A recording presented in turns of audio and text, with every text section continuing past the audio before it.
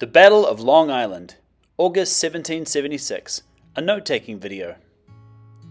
Our story begins in New York City in the state of New York.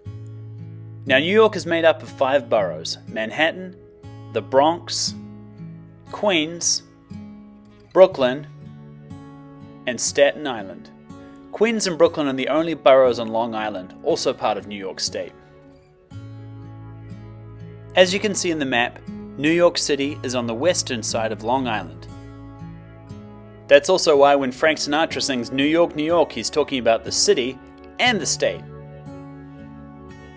If we zoom out even further, we can see New York City, Long Island, and the rest of the state of New York, which goes all the way back past Pennsylvania, Connecticut, and Massachusetts. So the American Revolution was in full swing. Great Britain had declared that the colonies were in a state of rebellion, so delegates from the Second Continental Congress designated George Washington to be the leader of the militia. Before we talk about Long Island, George Washington had successfully pushed the British out of Boston. But he pretty quickly realized that the next target the British were going to go after was New York City itself. So Washington reached New York City in April of 1776, and the British arrived in July of 1776. In order to strengthen the city against the British, George Washington set up fortifications in Manhattan Island and Brooklyn Heights. George Washington also set up Fort Washington and Fort Lee.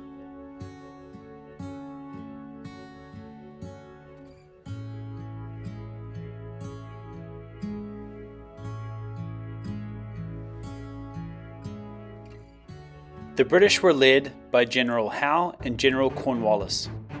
When the British arrived in July, they brought with them 32,000 troops, including Hessian mercenaries. Now, the Americans had set up defenses in Brooklyn Heights on some small hills. They also had troops on Manhattan Island.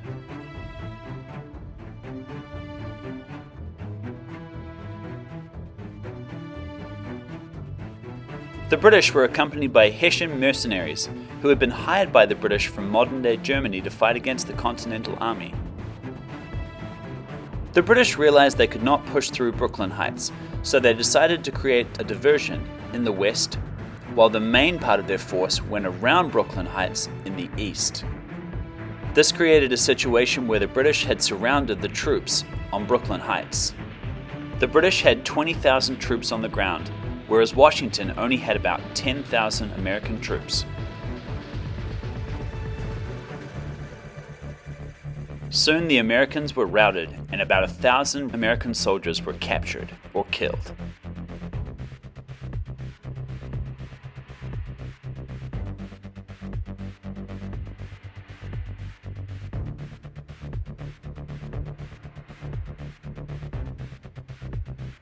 Under the cover of fog and darkness, Washington ordered a secret evacuation where he used boats to go across the East River, and the Continental Army withdrew from Brooklyn to the island of Manhattan.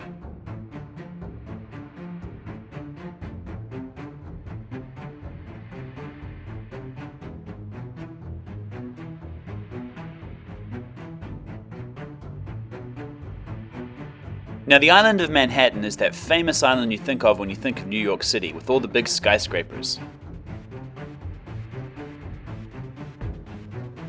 Next, Washington was ordered to retreat from New York City.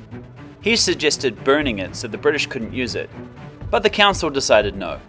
Even so, during the retreat, New York City was set on fire by somebody. With this clever retreat, Washington was able to save 9,000 out of 10,000 of his troops.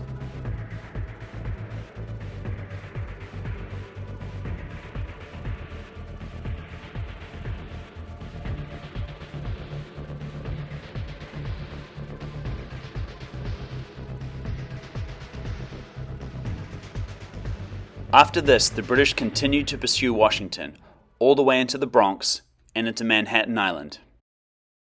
Soon the British captured New York City and pursued Washington all the way up to Fort Washington.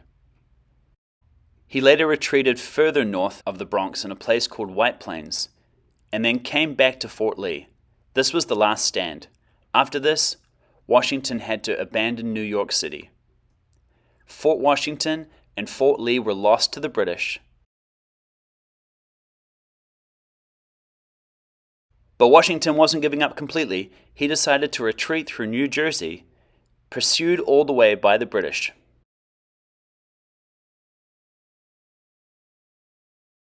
Washington had retreated, but it wasn't a disaster.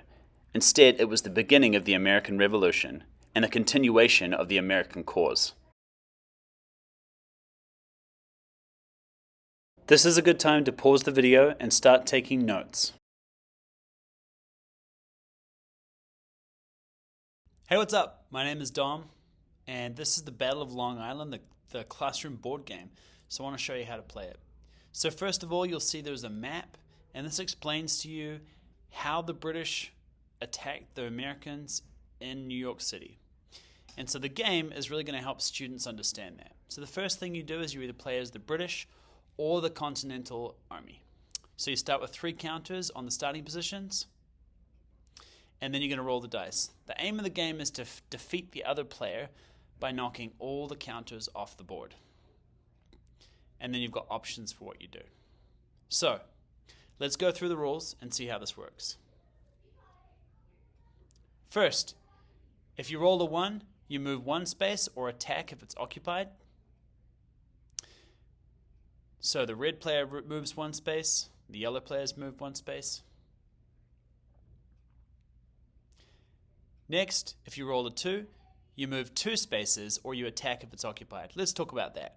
To attack, you do a game of rock, paper, scissors, and you see who wins. First do rock, paper, scissors, and then who wins that round, they're the ones that get to go on and keep their counter. Otherwise, you remove the counter if you lose that round. But doesn't mean you're out of the game, because you can always roll a 3 to get another counter, and that'll be back on your starting position. So you can see that the red player has that space. Red player moves 1 space,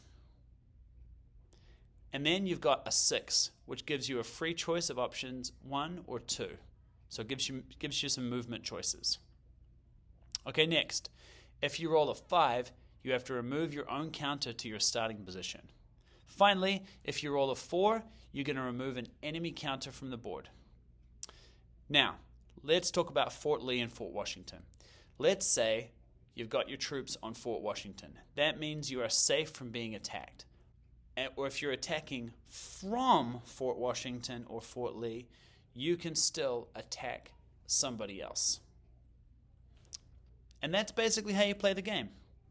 This is a great chance for kids to get to understand the maps, what New York City looked like, and where some of the positions were of George Washington's troops and the British.